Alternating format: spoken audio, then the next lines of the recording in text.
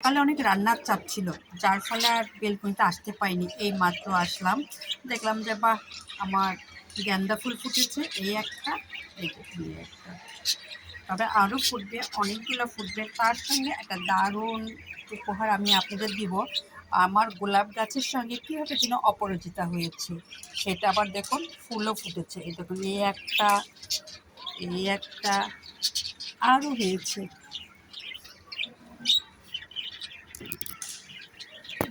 আরও হয়েছে, এই দেখুন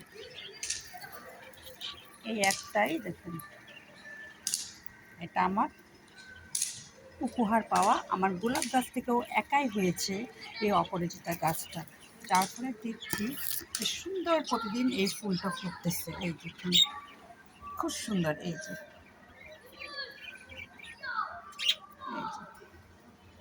এটা আমার জন্য স্পেশাল পাওয়া, কারণ আমি এই গাছটা আশা করি নাই, আমি এটা লাগাইনি। তবে হঠাৎ করে দেখছি আমার একটা গাছ হচ্ছে, পরে আমি আর ফেলে দিই নাই, যার ফলে দেখলাম এই দেখুন নিচ থেকে, এই দেখুন একটা, দেখেছেন কতগুলো একটা গাছে হয়েছে।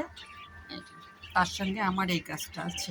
এটা হলো আমার, শীত আসতেছে, দেখুন গোলাপ ঝেঁকে আসতেছে। এই দেখুন আমার এই গাছটা শীত আসলে এত সুন্দর গোলাপ হয়, এত গোলাপ হয় যে আসলে চিন্তাই করা যায় না। অলরেডি শুরু হয়ে গেছে এই গোলাপের আয়োজন। এই দেখুন।